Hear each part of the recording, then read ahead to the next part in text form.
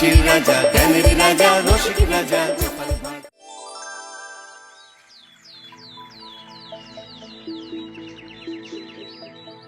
না, চিন্তা হচ্ছে, বড্ড চিন্তা হচ্ছে আজকাল। কিসের চিন্তা মহারাজ? আমি ভাবছি পণ্ডিত না হয় পড়াশোনার দিকটা সামলাচ্ছে, কিন্তু সে তো একা। কোনো কারণে পণ্ডিত অসুস্থ হলে বা রাজ্যের বাইরে থাকলে সামলাবে কে? আমার রাজসভায় কার কি বিদ্যা দৌড় সে তো আমার ভালো মতোই জানা আছে। কাজ চালানোর মতো বিদ্যা তো আমার আছে মহারাজ। আমারও পেটে বিদ্যে না থাকলে কি আর আমি গ্রহ নক্ষত্রের চাল চলন করতে পারি? আমি কবিতা লিখি, আমারও বিদ্যা নেহাত মন্দ নয়, আমি জানি। আমিও কিছু কিছু জানি মহারাজ, নিজের মুখে আর কি বলি। জড়িবুটি নিয়ে নাড়াচাড়া করলেও প্রাচীন পুঁথিপত্র নিয়ে চর্চা তো আমাকে করতেই হয়। কারোর কথাই ফেলে দেওয়া যায় না, তবু কেন জানি না চিন্তা হয়। আমাদের বিদ্যা কতদূর কি ঠিক না ভুল সেটা না হয় পণ্ডিত নিজেই যাচাই করে নিক। কি যে বলেন মন্ত্রী মশাই, আপনার পাণ্ডিত্য যাচাই করব আমি, সেই ধৃষ্টতা কি আমার আছে? বিদ্যা যা আছে সেটা তো না থাকারই মতো, তাই যাচাই করি বা কি হবে? ফাঁকা কলসির আওয়াজ বেশি। আমার তো মনে হয় সবাই কাজ চালিয়ে দিলেও অকাজটা করবে গোপাল। বিলক্ষণ বলেছেন, কারণ ওরই পেটে বিদ্যে নেই। তাহলে ওর ওই জ্বালার মতো পেটে আছেটা কি? হ্যাঁ, যত সব হাবি জাবি কুট কচালি। এ আমি কি শুনছি গোপাল? তোমার যে হাঁড়ির হাল সেটা তো আগে বুঝিনি। বেশ টের পাচ্ছি যে আমাকে নিয়ে মস্করা করছে। না না, চুপ করে থাকলে আরো চেপে ধরবে, তাই পাল্টা জবাব দিতে হবে। ওই দেখুন মহারাজ, দেখুন গোপাল কেমন ঢোক গিলছে দেখুন। কি আর বলি বলুন মহারাজ, আমি না বলতেই তো সবটাই আপনারা জেনে আর বুঝে গেছেন। বিদ্যের যখন আমার এতই অভাব, তবে না হয় আবার প্রথম থেকেই শুরু করি। সেটা আবার কি হবে? সামনেই তো সরস্বতী পুজো, তা পণ্ডিত মশাই ওর টোলে বিদ্যার দেবীর আরাধনা করার ব্যবস্থা করুন, সেখানেই না হয় আমার হাতে খড়ি হবে। না না, তাই আবার হয় নাকি? এই বয়সে হাতে করি, এটা কি মস্করা হচ্ছে নাকি? শেখার কি আর বয়স আছে পণ্ডিত মশাই? মা সরস্বতীর নাম করে শুরু করে দিলেই হয়। গোপালের যখন এতটাই পড়াশোনার ইচ্ছে, তখন না হয় গোপাল যেমন চাইছে তেমনই হোক, কি বলো মন্ত্রী? তাছাড়া যেখানে বিদ্যাদান করা হয় সেখানে বিদ্যার দেবীর আরাধনা হবে, এর চেয়ে ভালো আর কি হতে পারে? হ্যাঁ হোক না, আরে পণ্ডিতের টোলেই গোপালের হাতে খড়ি হোক।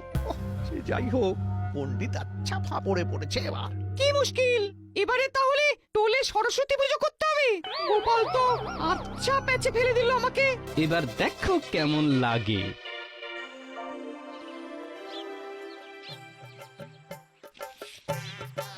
এই দেখো গিন্নি, আমি কিন্তু একেবারে কোমর বেঁধে নেমে পড়েছি। ও মা, এ কি? ও সব আবার কেন? দুদিন পরেই যে আমার হাতে খড়ি হবে গিন্নি, তাই একেবারে সব জোগাড় করে নিয়ে এসেছি গিন্নি। বুড়ো বয়সে তোমার ভীমরাতি হয়েছে নাকি? আমি তো জানতাম তোমার অক্ষর জ্ঞান আছে, তাহলে আবার হাতে খড়ি করে কি হবে?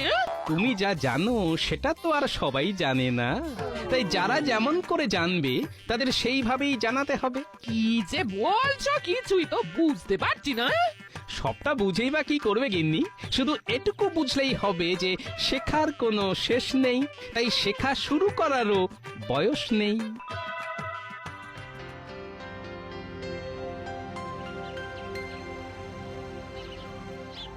কিভাবে কি হবে কিছুই তো বুঝতে পারছি না।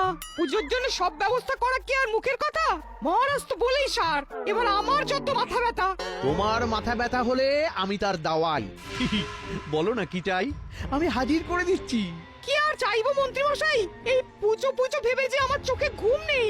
আমি থাকতে এত চিন্তা করার কিছু নেই, আমি যখন আছি তখন সব সামলে দেবো। সামলে দিলেই ভালো। উফ, গোপালের জন্য যে কোথা থেকে কি হয়ে গেল। গোপাল বেকায়দায় ফেলতে চাইলেও আমি ঠিক কায়দা করে উদ্ধার করে দেবো। ঘাবড়াচ্ছ কেন? জোগাড় যন্ত্র সব হবে, শুধু মূল্য ধরে দিলেই হবে। সেই মূল্য অর্থ বের করাটাই তো আমার কাছে আরেক দুশ্চিন্তার কারণ। হ্যাঁ সেটি তাহলে তো আবার নতুন করে ভাবনা চিন্তা করতে হবে দেখছি। আরে ওই ব্যাপারে মহারাজের কাছেও হাত পাতা যাবে না। কি যে করি। তোড়জোড় করার জন্য আমরা চলে এসেছি পণ্ডিত মশাই। হ্যাঁ পণ্ডিত মশাই, পুজোর ব্যাপারে আমাদের যা করতে বলবেন আমরা তাই করব। আমাদের টোলে পুজো হচ্ছে বলে কথা, হাত গুটিয়ে বসে থাকলে কি আর চলবে? কাজ করবি, কিন্তু কি কাজ করবি বলতো?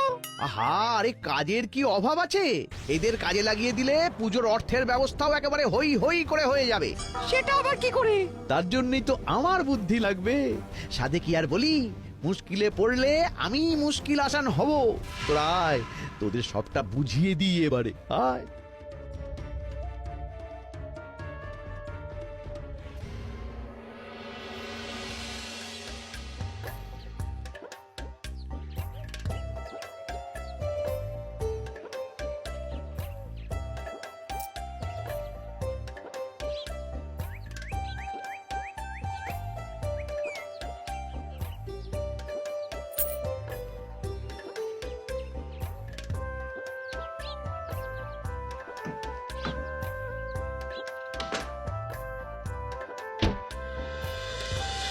এটা বেশ অন্যরকম একটা কাজ পেয়েছি, তাই না রে? সে আর বলতে, সবার কাছে গিয়ে চাঁদা চাইছি, কেউ দিচ্ছে কেউ দিচ্ছে না। না দিয়ে যাবে কোথায়? এই তো দেখ না কেমন করে চাইতে হয়, দেখাচ্ছি। ও কাকু, আমাদের টোলের সরস্বতী পূজার জন্য মুক্ত হস্তের দান করুন। তোদের টোলের পুজোয় আমি কেন দান করতে যাব? আহা, বাচ্চারা যখন আদর করে চাইছে ওদের তখন একটু খুশি করে দে না ভাই। সে না হয় দিচ্ছি, তবে পণ্ডিত মশাই এইভাবে অর্থ সাহায্য নিলে তো মুশকিল।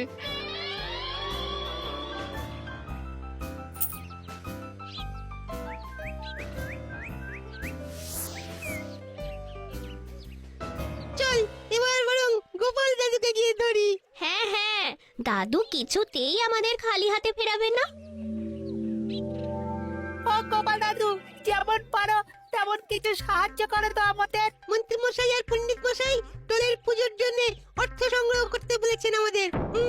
বলিস কি, পণ্ডিত শেষে পুজোর জন্য এইভাবে অর্থ সংগ্রহ করছে? বাচ্চাদের চাঁদা তুলে দিতে হবে তাই বলে? ও তো কথায় তোমার কাজ কি? ওদের চাঁদা দিয়ে দিলেই তো মিটে যায়। না না, তাই কি করে হয়? এমনি এমনি তো চাঁদা দিয়ে দেওয়া যাবে না। আরে তাই বলে বাচ্চারা বাড়ি বয়ে এলো আর তুমি ওদের খালি হাতে ফিরিয়ে দেবে? আহা, এত রেগে যাচ্ছ কেন? ওদের হাত আমি ঠিক ভরে দেব, তবে একটু অন্যভাবে। দাদু যে কি বুদ্ধি বের করেছে কে জানে। জানবি জানবি, তোরাও জানবি। এখন আমি যেমন বলছি তেমন করবি, চল, তারপরে দেখ কি হয়।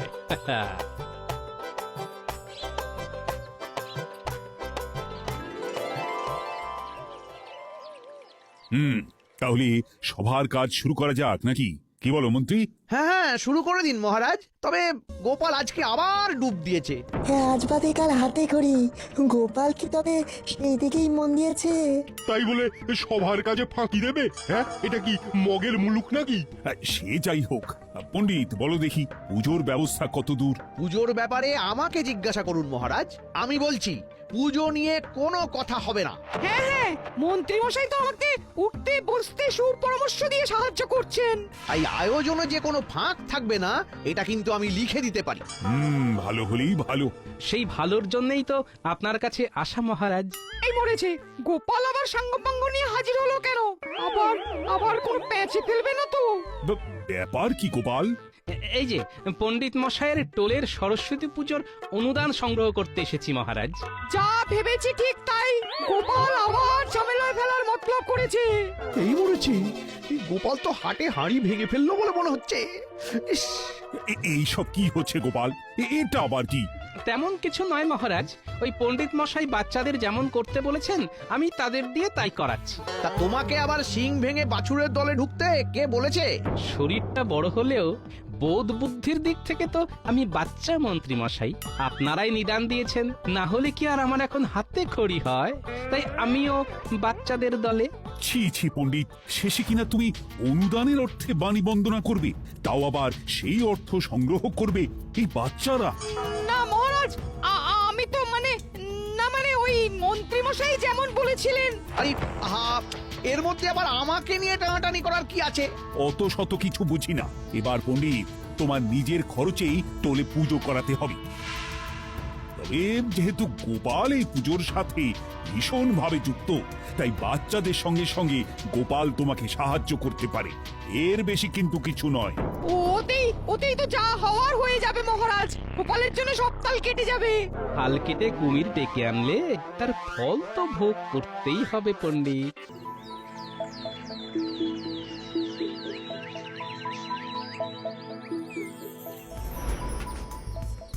কি ঝকমারি কাণ্ড হলো এবার। এদিকে ফল, মিষ্টি, দশকর্মা থেকে প্রতিমা সব আনা বাকি। গোপালই তো পাকা ধানে মইটা দিয়ে দিল। সেটা তো দেখতেই পেলাম, কিন্তু বাকি কাজ কিভাবে সামলাবো সেটাই তো বুঝতে পারছি না। তাহলে আর কি, আমাকেই হাত লাগাতে হবে। সেই গুড়েও তো পালি। মহারাজ এমন ফতোয়া দিয়েছেন যাতে গোপাল যখন তখন এসে পুজোর আয়োজনে নাক গলাবে। তার মানে গোপালকে দায় দায়িত্ব দেওয়া যেতেই পারে। সেটা কি দেওয়া ঠিক হবে? সেটা তো দিতেই হবে, আর তাহলে গোপালকে কলে ফেলা আরো সহজ হবে। হ্যাঁ, দাও দাও দাও, গোপালকে আরো বেশি বেশি পুজোর দায়িত্বটা দাও, বাকিটা আমি ব্যবস্থা করে রাখছি। কেমন?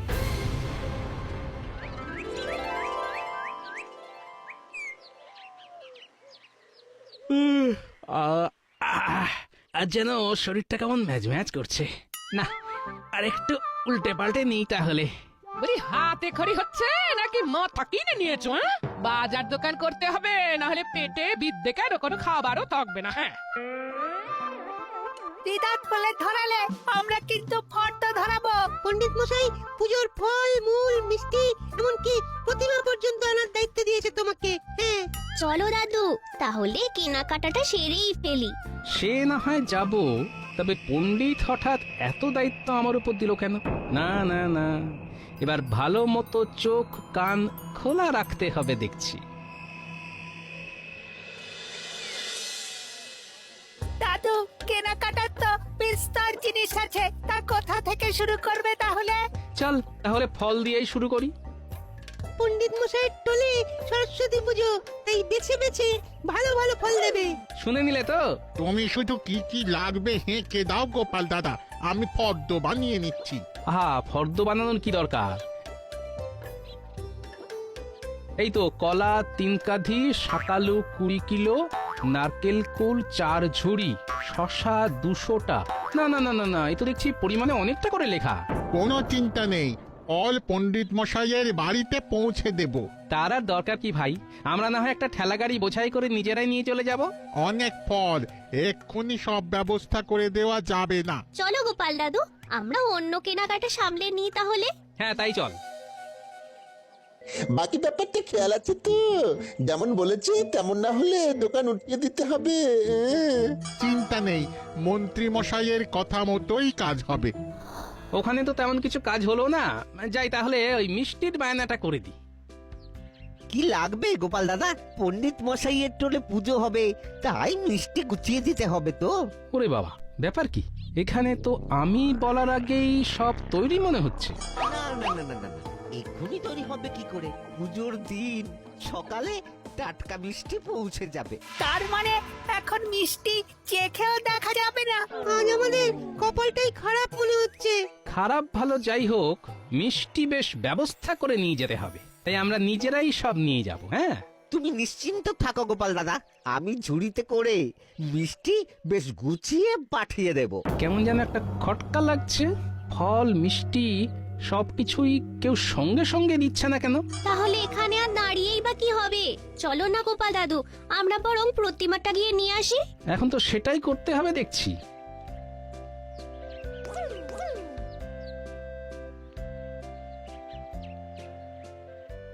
এই যে ভোলা দাদা, এবারটা তো ভালোই সামলে দিলে, তবে মন্ত্রীমশাইয়ের কথা আবার মনে করিয়ে দিতে হবে না তো? একটু এদিক ওদিক হলেই কিন্তু বাসি মিষ্টি বিক্রির কথা 5 কান করে দিয়ে দোকানের ঝাঁপ ফেলে দেব। কথাটা যেন খেয়াল থাকে। কাজ তো মন্ত্রী মশাইয়ের কথা মতোই হবে, সেটা নিয়ে ভাবতে হবে না। তাহলে আমরা আর কিছু ভাবছি না। হ্যাঁ, ও গোপাল দাদু, এত কি ভাবছো বলো তো?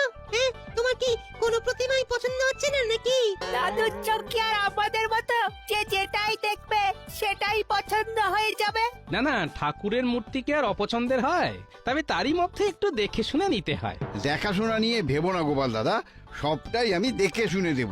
দেব না করে এখনই দাও দেখি, আমরা একেবারে সঙ্গে করে নিয়ে যাব।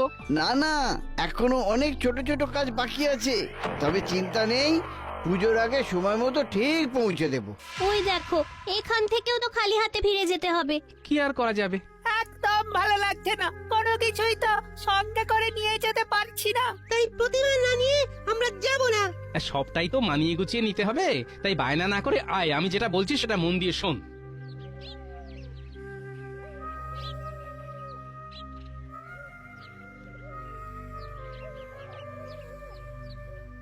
ওই দেখ, এখান থেকেও খালি হাতে বিদায় হয়েছে। চল বটা চল, এবার আমাদের ওই কুচির কাজটা সেরে ফেলি। কোনো চিন্তা নেই গোপাল দাদু, আমরা তোমার কথা মতোই কাজ করব। এই তো, আমাদের যেটা নেওয়ার সেটা সরিয়ে নিয়েছি। এটা আবার আমরা মন্ত্রীমশাইকে উপহার দেব। আমি না হয় সাজিয়ে গুছিয়ে পণ্ডিত মশাইয়ের বাড়ি প্রতিমা পাঠিয়ে দেব।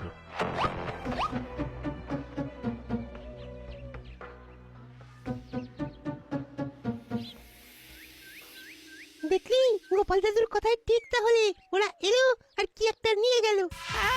পেছন থেকে মন্ত্রী মশাই কলকাঠি নাড়ছে বলে তো মনে হচ্ছে। কালই তো সরস্বতী পুজো, তার আগেই মনে হচ্ছে বিস্তর গন্ডগোল আছে।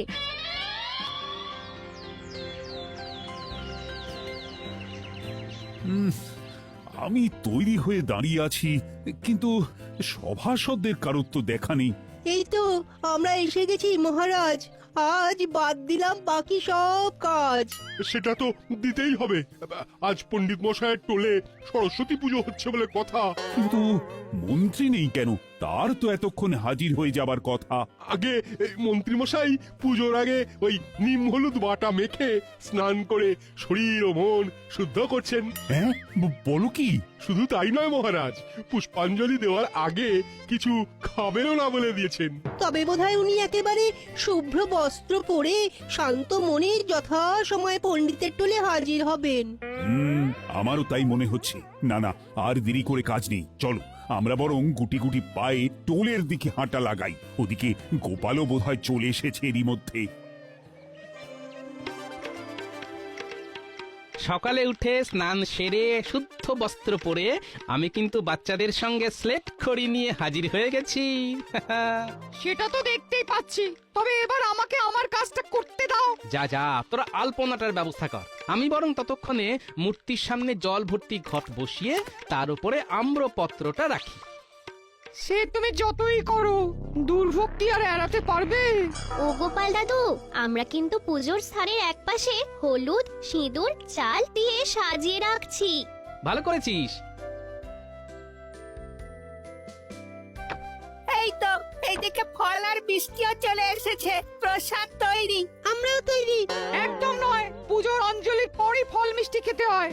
এখন যা, দেবী সরস্বতী মূর্তির একপাশে দোয়াত, খাগের কলম আর বই রাখ গিয়ে।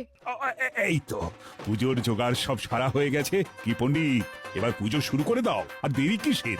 এই তো মহারাজ, এবার ফল মিষ্টিগুলো সাজিয়ে নি। কি দুটো কলা, একটা শসা আর এক মুঠো কুল? এ কি সত্যি নাকি চোখের ভুল? মিষ্টির ঝুড়িতেও কি কটা শুকনো লাড্ডু আর গজা? এটা আবার কেমন মজা? হ্যাঁ, ছি ছি পণ্ডিত, টোলের পুজো এইভাবে নম নম করে সেরে দেবে ভেবেছিলে? আপনার কথা মতো গোপালকে দায়িত্ব দিয়েছিলাম, কিন্তু এখন তো দেখছি ওই আমাকে হেনস্থা করার জন্য এই সব করেছে। মহারাজ, আমাদের মনে হয় ওই ঠাকুরের মূর্তি উন্মোচন করে পুজো শুরু হওয়ার আগে ওই একবার আপনাদের মন্ত্রী মশাইয়ের বাড়ি যাওয়া উচিত, এক্ষুনি। আবার কি হলো? একটা রহস্য আছে, এবং এই রহস্যের পেছনে বটা ঘটা ও মন্ত্রী মশাই জড়িত আছেন। আমরা নিজের চোখে বটা ঘটাকে লুকিয়ে কিছু একটা নিয়ে যেতে দেখেছি। রহস্যের জ্বর ছাড়াতে হবে মহারাজ, সেটাই না হয় করে ফেলি আগে। অঞ্জলি না দিয়ে খেলে তো পাপ হবে মন্ত্রী মশাই। কিচ্ছু হবে না। তাহলে আমার সন্দেহ ঠিক প্রমাণ হলো। বাচ্চাদের দেওয়া খবর অনুযায়ী মন্ত্রী মশাই যে আড়াল থেকে কলকাঠি নাড়ছে সেটা আগেই টের পেয়েছিলাম। এবার ফল মিষ্টি এখানে এক জায়গাতেই পাওয়া গেল। কি মন্ত্রী, এই নাকি তোমার নির্জলা উপোস করে পুষ্পাঞ্জলি দেওয়া? মানে হ্যাঁ, মানে আপনারা এখানে এখন সব দায়িত্ব পেয়ে আর দোকানীদের আচরণ দেখে আমার আগেই খটকা লেগেছিল। তারপরে বটা ঘটা কিছু একটা সরিয়ে ফেলছে এই খবরটা পাওয়ার পরে বুঝতে অসুবিধে হয়নি যে কে কাকে হেনস্থা করার চেষ্টা করছে মহারাজ। তাহলে টোলে দু চারটে ফল মিষ্টি পাঠিয়ে বাকি সব নিজের কাছে রেখে তোয়াজ করে খাওয়ার মতলব করেছিলে তুমি। পণ্ডিতেরও এতে সায় ছিল মহারাজ। বটে, তলায় তলায় এত কিছু। আচ্ছা, পণ্ডিতের ব্যবস্থা আমি পরে করছি, তবে এবার সমস্ত গ্রামবাসীদের জন্য নিজের খরচে ফল মিষ্টি প্রসাদের ব্যবস্থা করবে মন্ত্রী। টোলে পুজো হওয়ার পরে আমি নিজে সব বিতরণ করব। এবারের মতো আমাকে ছেড়ে দিন মহারাজ। এখন সমস্ত কিছু জিনিসপত্র গুছিয়ে টোলে নিয়ে এসো, আমরা এগোলাম। একটু পরেই পুজো শুরু হবে।